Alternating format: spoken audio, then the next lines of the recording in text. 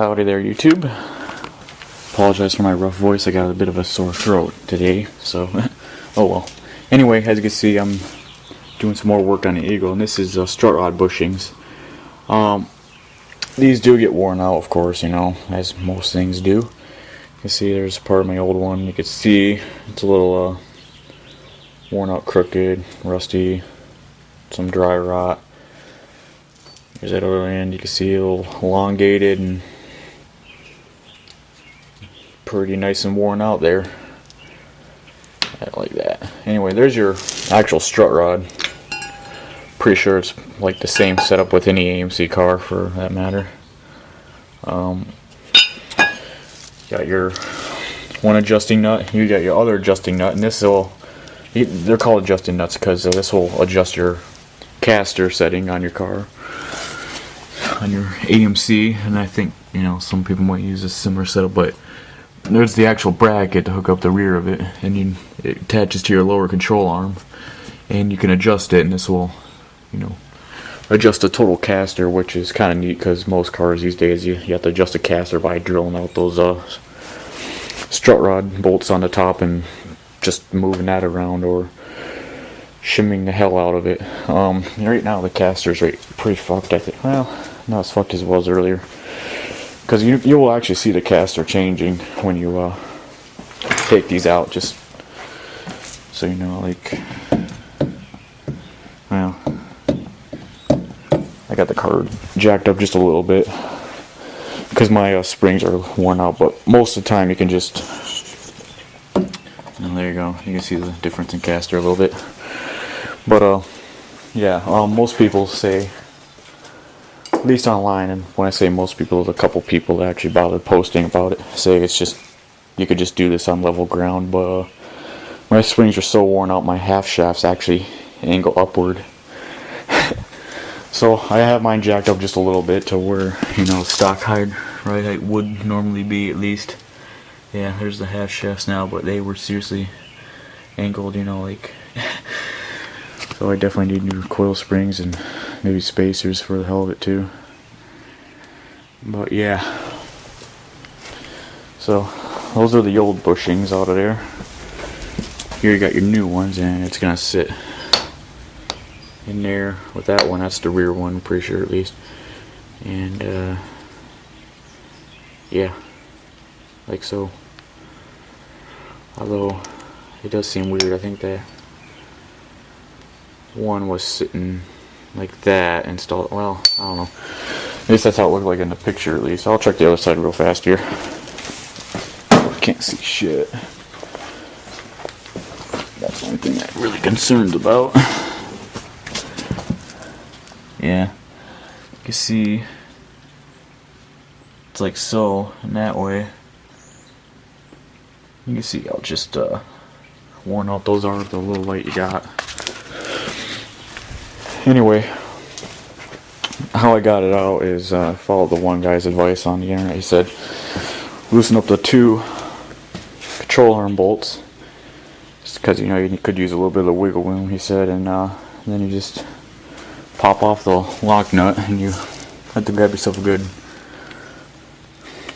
you know, breaker bar and spin her off. But once it's loose, it comes off pretty easy, and then you just start moving this off, and it doesn't really want to, you know, come off easy for a while because you're just pushing the caster out, you know.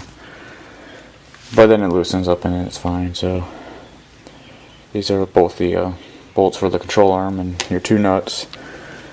Like I said earlier, you know, you got your other adjusting nut and everything. You don't have to touch this one because you'll screw up your caster and you have to get it realigned anyway, which I would like to do eventually. Yeah.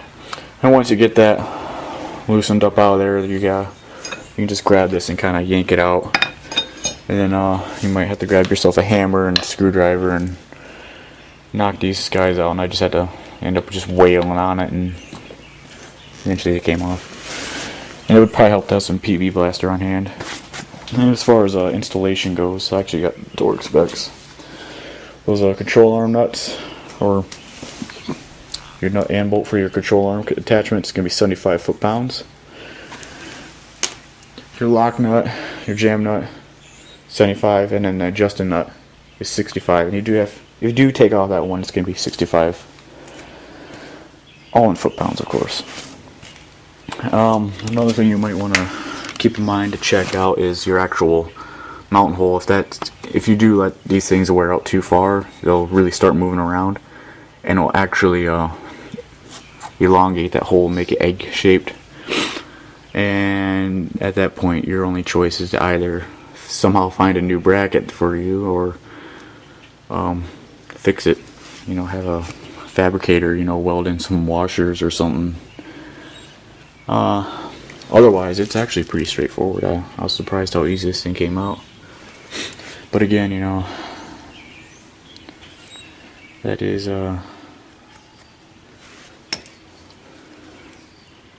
not the right way.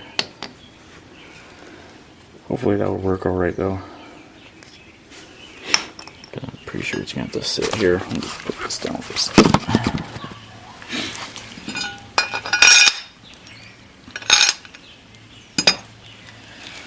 It is gonna have to sit like that. Hopefully that'll be alright. Unless I just goofed up really bad and there's all the right ones in here yet. These are Moog, by the way. Probably same stuff everyone's bought before. Yeah. Hopefully it'll work out. That's really the only thing I've got as a concern anyway. And this is going to be one for the AMC car, so maybe because I got some improved design or something. Anyway. Yeah. See, they got it looking ass backwards on their own diagram too. So, yeah. So it looks like they want the jam nut one backwards. So they would want it. That won't work. Well, it would work. Damn it, Moog. They want it like that. Right. I wonder if I should just call them and bitch them out or something. Like, hey, that's not what it looks like on my car, at least. Anyway. Yeah, that's how they want it. So, I guess that'd be the best way to put it, because I'd rather have it. Because the road debris is going to go that way, and I'd rather not have it, trying to scoop up the shit as it comes out. Anyway. That'll probably work anyway.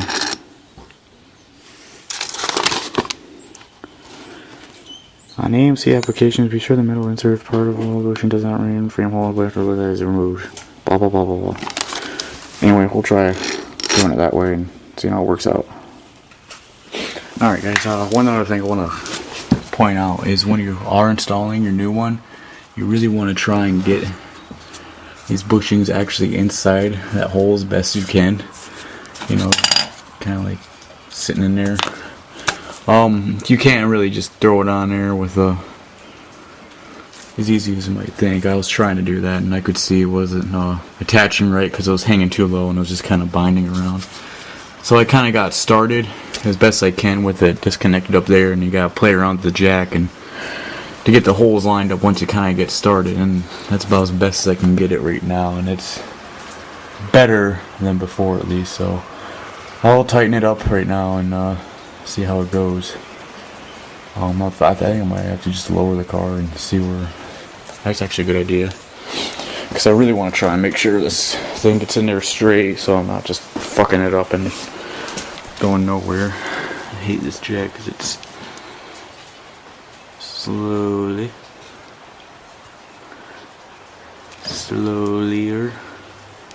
There we go.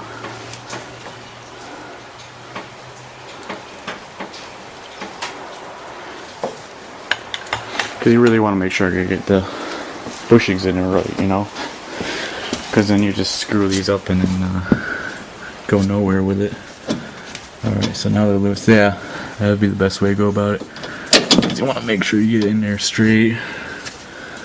I had to find the jack, and it should be in there just tight enough to that one bolt. You see the camber difference now too, and that will literally pull back as you tighten that nut. Kind of cool to watch happen. I might even give you a little after shot even, so just to show you. Anyway, you get this thing back on and finish her up. Alright, here's that after shot. I think I called it camber. It's actually caster, but you can see the gap now widened and that one shortened, and it's all installed now. See it?